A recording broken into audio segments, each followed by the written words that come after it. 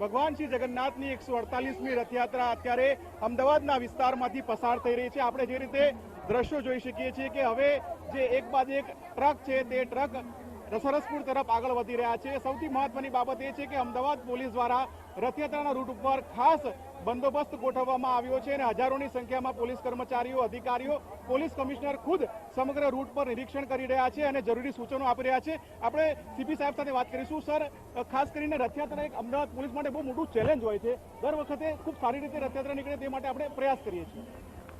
આજે સવારે રથયાત્રા ખૂબ શરૂ થઈ, બહુ માનનીય મુખ્યમંત્રી શ્રી દ્વારા રથ ખેંચીને શરૂ થઈ હતી અને અત્યારે પણ રાબેતા મુજબ ચાલુ છે। વચ્ચે 3 હાથીના થોડા પ્રોબ્લેમ થયા હતા, થોડા બેકાબુ થયા હતા, તો એને ટ્રેન્ક્યુલાઇઝ કરીને એને હટાવી દીધા છે અને એ રાબેતા મુજબ અત્યારે ચાલુ છે।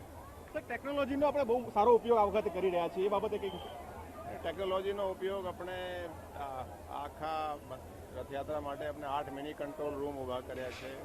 41 ડ્રોન આપણે આ વખતે યુઝ કરી રહ્યા છીએ। આર્ટિફિશિયલ ઇન્ટેલિજન્સના પણ યુઝ કરી રહ્યા છીએ કે તાકી ક્રાઉડ કંટ્રોલમાં કંઈ વધારે ભીડ થાય તો આપણે સિગ્નલ આપીને ડાયવર્ટ કરી શકાય। ઘણી બધી ટેકનોલોજીનો ઉપયોગ કરી રહ્યા છીએ।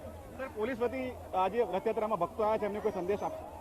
ને બસ હર્ષોલ્લાસથી એ મનાવે અને આ એટલે કોઈ રાબેતા મુજબ અત્યારે ચાલુ છે, કોઈ ટેન્શન જેવું નથી।